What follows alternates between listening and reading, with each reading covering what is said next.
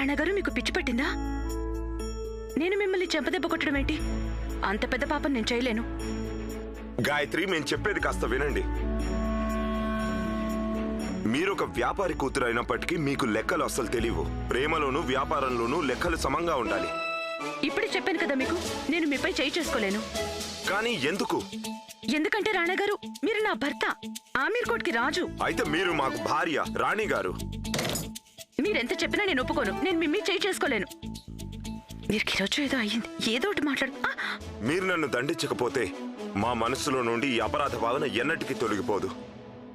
మీరు మా కోసం ఏమాత్రం కూడా చేయలేరా?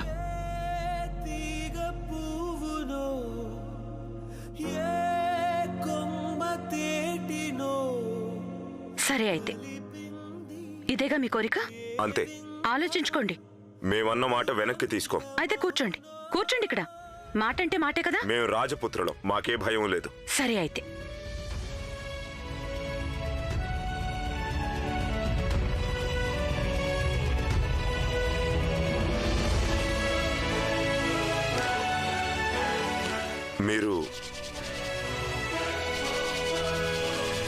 మీరు ఇదంతా ఎందుకు చేస్తున్నారు? వ్యాపారి కూతుర్ని కదా, నాకు లభించిన దాన్ని వడ్డీతో కలిపి తీసుకోవాలి. సిద్ధమేనా? సిద్ధమే.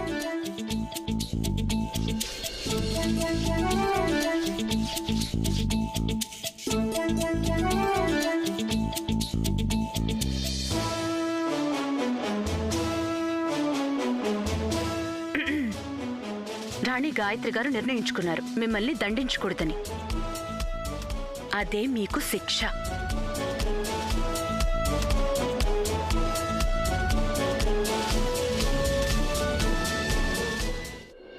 చిన్నప్పుడు మా అమ్మ కూడా ఇలాగే నాకు మందేస్తా మరోవైపు తిడతా ఉండేది. ఒరే లక్ష్మణ్, గొడవలకు వెళ్ళినప్పుడు ఆ గొడవల్లో పడి నీకు ఎలాంటి నొప్పి తెలియదు, కానీ మందు వేసినప్పుడు మాత్రం కేకలేటేస్తావు అనేది. నువ్వు చిన్నప్పటి నుండి ఇంతేనా?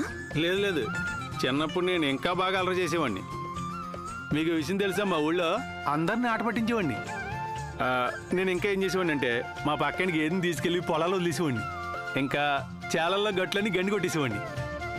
మీకు ఇంకో విషయం చెప్పనా, మా చెరువులోకి స్నానం చేయడానికి అమ్మాయిలు వచ్చినప్పుడు వాళ్ళకి తెలియకుండా వాళ్ళు బట్టలని దాచేసేవాడిని.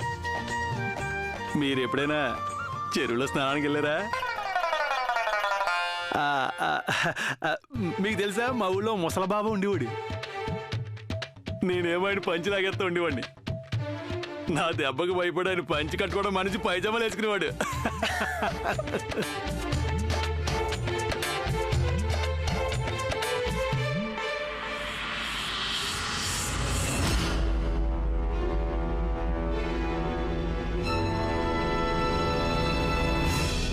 ఎంత బాగుందో.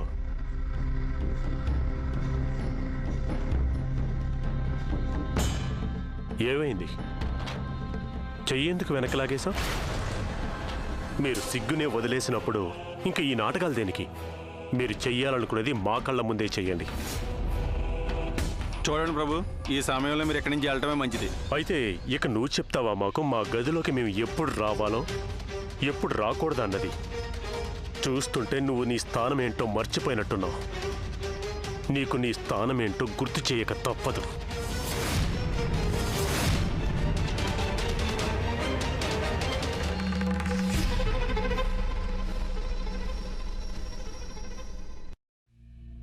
ఇప్పుడు మీసాలు మెలేయడం వల్ల ఉపయోగమేంటి మహారాజా? మేము మనకు వారసుడు పుట్టాలని మొక్కుకోవడానికి 2 రోజులు మహల్ నుండి అలా వెళ్ళామంతే. మేము వచ్చేసరికి ఇక్కడ ప్రపంచమే మారిపోయింది. పెద్దరాణి అమ్మగారి ఆట ముగిసిపోయిందా మహారాజా? మనం చాలా అదృష్టవంతులం. ఆవిడ వాళ్ళందరి ముందు మన పేర్లు బయట పెట్టలేదు. లేదంటే రాణాగారు పెద్దరాణి అమ్మతో సహా మనల్ని కూడా మూటముళ్ళు సర్దించి మనల్ని రంగూన్కి పంపేవారు.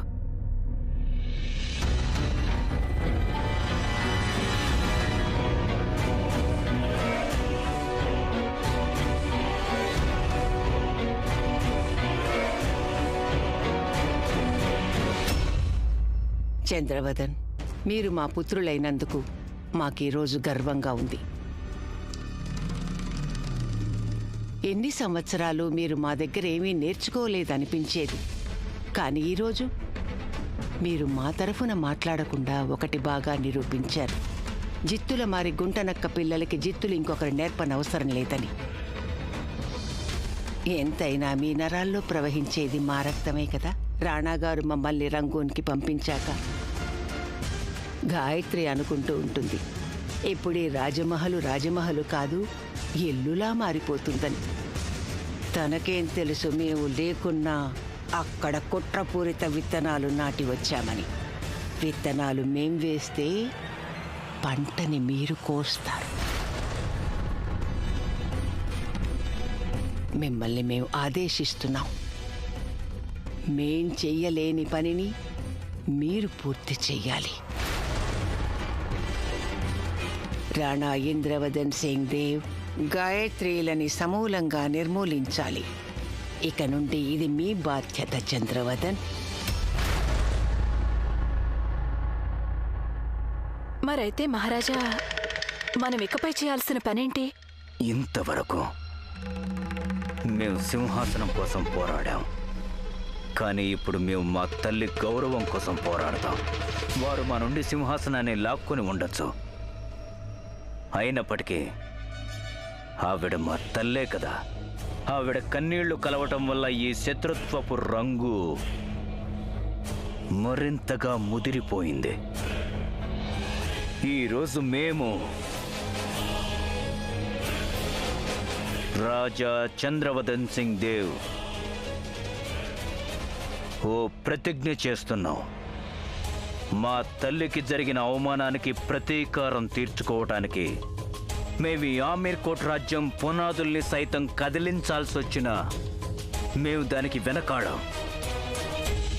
రాణా గారు గాయత్రిలు మా తల్లికి చేసిన అవమానానికి మూల్యం చెల్లించక తప్పదు.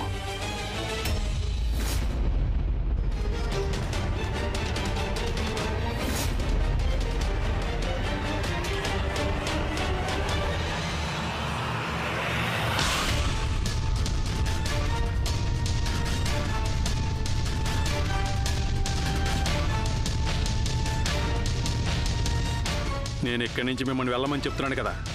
లేదంటే లక్ష్మణ్, ఏంటి నువ్వు చేస్తున్న పని? వారిని వదిలే. లేదంటే మీరు మోగోరే కథన్న విషయం బయటడిపోద్ది.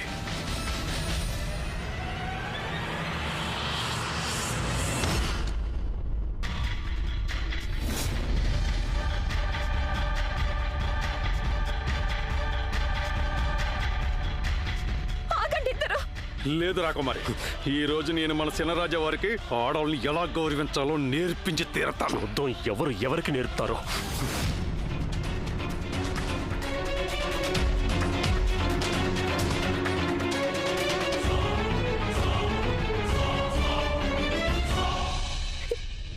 ఈ గొడవంతా మా కారణంగానే జరుగుతుంది కదా. మేమే దేనికి కారణం? మేమే లేకపోతే ఎలాంటి గొడవలు ఉండవు.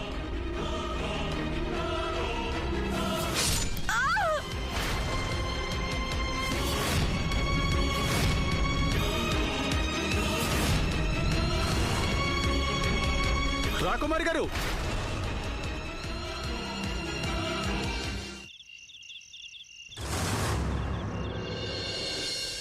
నా పుస్తకం కనిపించట్లేదేంటి?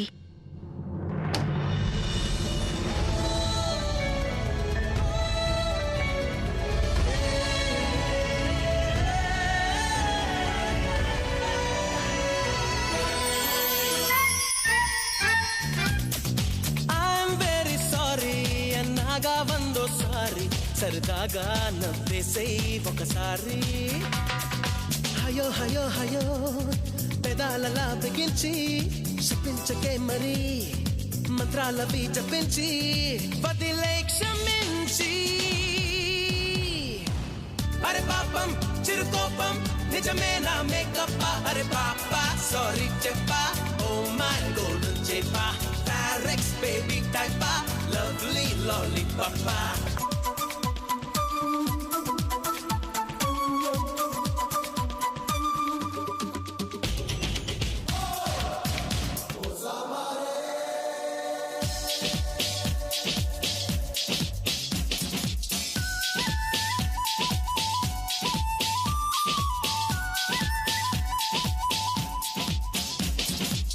తరిమి తరిమి తరిమి నిన్ను ఏ ఏడిపించడం ఎందుక అని అడిగావనుకో చెబుతా వింటావా మరి తరిమి తరిమి తరిమి నిన్ను ఏడిపించడం ఎందుక అని అడిగావనుకో చెబుతా వింటావా మరి సమ్మర్ కి మరి వింటర్ అంటూ ప్రతి ఋతువుకో డిఫరెన్స్ ఉన్నప్పుడే కదా బాగుంటుంది చిరునవ్వు తప్పని ఫేసుకెప్పుడు మరో కలర్ రాదా అని డౌట్ పుట్టి అది తీర్చుకుందుకే తమాషాగా ట్రైలేసి చూసానే ఐఎమ్ వెరీ సారీ అన్నాగా వెయ్యోసారి సరదాగా నవ్వేసేయ్ ఒకసారి ఐఎమ్ వెరీ సారీ అన్నాగా వెయ్యోసారి సరదాగా నవ్వేసేయ్ ఒకసారి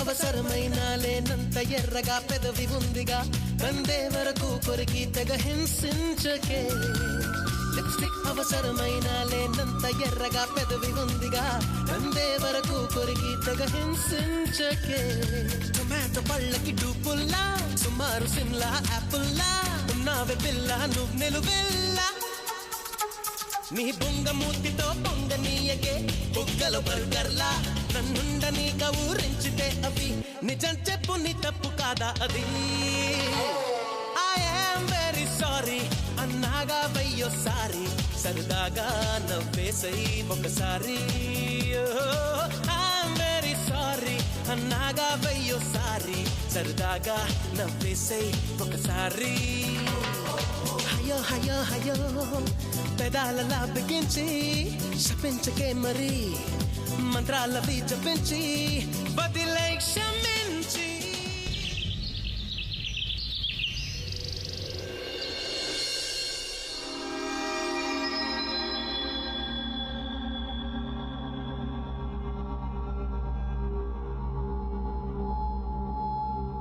రాజమాత మీతో ఒక ముఖ్యమైన విషయం మాట్లాడాలి. లక్ష్మణ్ అంత రాత్రి వరకు రాజకుమారి గారి గదిలో ఉండటం, ఆ కారణంగా చినరాజా వారికి రాకుమారికి గొడవ జరగడం అంత మంచిది కాదనిపిస్తోంది.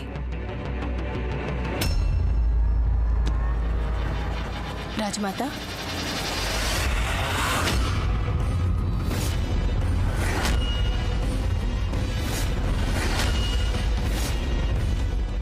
క్షమించండి చినరాణి గారు, నేను రాజమాత అనుకున్నాను. అయ్యో భగవంతుడా, అయ్యో మేమిన్నాళ్ళు మా కుటుంబం ఒక ఆదర్శ కుటుంబం అనే భ్రమలో బ్రతికామే. మీరు మీరు చెప్పిందంత నిజమేనా యశోద?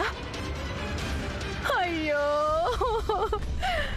అయ్యో, మా కుటుంబంలో ఇలాంటి అవినీతి జరుగుతున్నా మాకు ఏమాత్రం తెలియనే తెలీదు. యశోద యశోద, మేము అసలు ఎప్పుడు ఊహించనే లేదు మా కోడలు ఇలాంటి వాటికి దిగజారిపోతుందని. మేము తను సావిత్రి లాంటిది అనుకుని మా కోడలిగా తీసుకొచ్చాము. కానీ మాకిన్నాళ్ళు తెలియనే తెలీదు ఆ సావిత్రి మరొక సత్యవంతుడిని చూసుకుంటుందని. యశోద, మేము మీ దగ్గర చేతులు జోడించి అర్థిస్తున్నాం. మా మీద ప్రమాణం చేయండి. మీరు ఈ విషయం రాజమాతకు తెలియనివ్వకండి, అసలు ఎవ్వరికీ చెప్పొద్దు. లేదంటే మా కోడలు చేసిన ఈ పాపిష్టి పని వల్ల మా కుటుంబ గౌరవం మంట కలుస్తుంది, మా పరువు పోతుంది. చూడండి, మీకు ఆ భగవంతుని పైన ఆనా, మీరు ఈ విషయం ఇంకెవ్వరికీ చెప్పకూడదు. చూడండి చినరాణి గారు, ఈ విషయం కేవలం మీ కుటుంబాందే కాదు, ఇది రాజ్మహల్ గౌరవ ప్రతిష్టలది, కుటుంబ బంధాలది. ఇక్కడ జరుగుతున్నదంతా ఆ బంధాలకే కళంకం తీసుకురావచ్చు.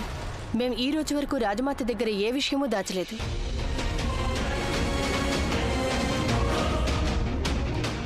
మేం వెంటనే వెళ్ళి రాజమాతకి మొత్తం చెప్పాల్సి ఉంటుంది.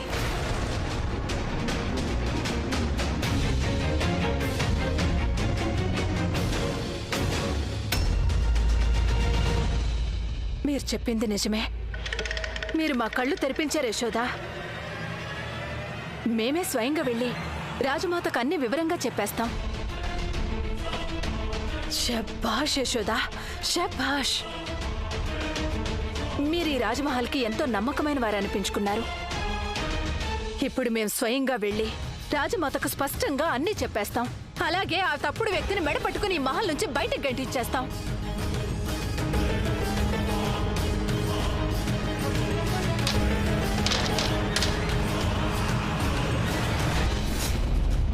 ఏమిటి మీరు చేస్తున్న పని? తలుపులు ఎందుకు వేశారు మీరు?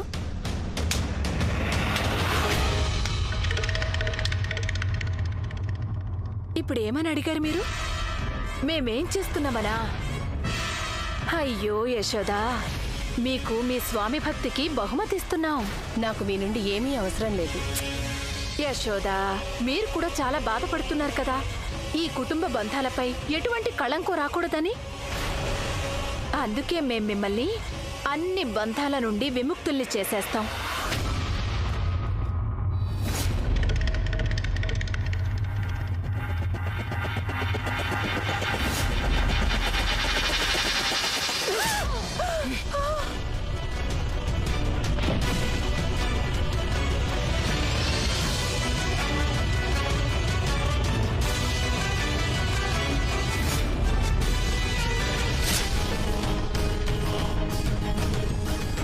పెదరాణి అమ్మా, నిజమే చెప్పారు. సింహాసనానికి రక్త తర్పణం కావాలి. ఈరోజు ఈ సింహాసనం కోసమని మొదటి బలిదానం మీదే అవుతుంది.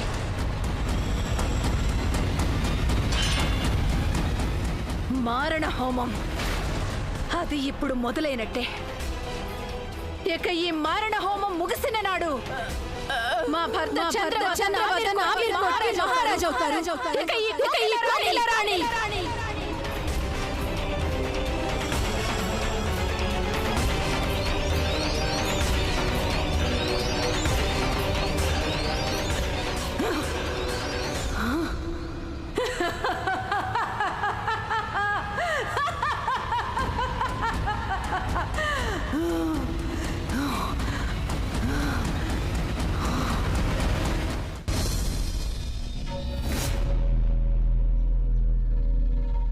ఇప్పుడు ఎలాంటి పన్నాగంతో వచ్చారు రాజావారు? ఇప్పటి వరకు మీరు వేసిన పథకాలన్నీ ఫెయిల్ అయిపోయాయి కదా. ఈ మరలా జరగదు మిస్టర్ విల్కిన్సన్. ఇప్పుడు సంఘర్షణ ఆమీర్ కోట్ కోసం కాదు, ఇప్పుడు సంఘర్షణ మా తల్లి గౌరవం కోసం జరుగుతుంది. మీకు కూడా తెలుసు కదా, ఈ దేశవాసులకి తమ తల్లి కోసం ప్రాణాలు అర్పించటమే కాదు, ప్రాణాలు తీయటం కూడా బాగా తెలుసు. ఈ ఘర్షణ మీకు రాణా గారికి మధ్య జరుగుతోంది. మేము మీకు సాయం ఎందుకు చేయాలి? ఒకవేళ మేము గెలిస్తే మేమే ఆమీర్ కోట్కి రాజులం, కానీ ఆమీర్ కోట్ మీద అధికారం మీకు ఉంటుంది కదా.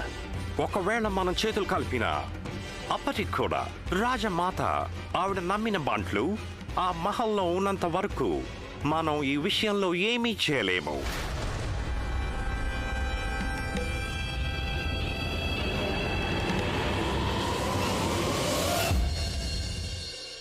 చూడు,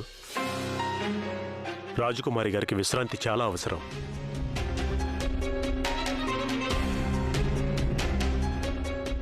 మంచినీళ్ళు.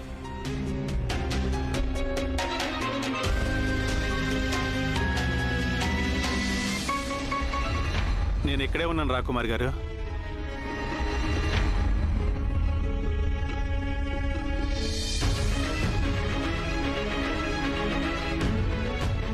ఇప్పుడు ఇంకా ఏం చెయ్యాలనొచ్చా?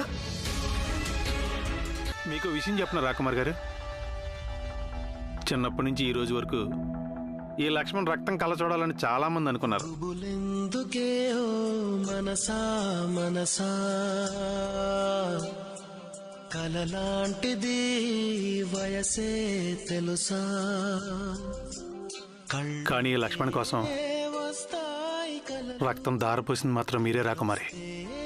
కన్నీళ్ళు మొదలు అంతా తెలిసాక మా అమ్మ మీద ఒట్టు, మీ ఒంట్లోంచి కారిన రక్తం ప్రతి రక్త బొట్టుకి ఈ లక్ష్మణ్ రుణపడి ఉంటాడు.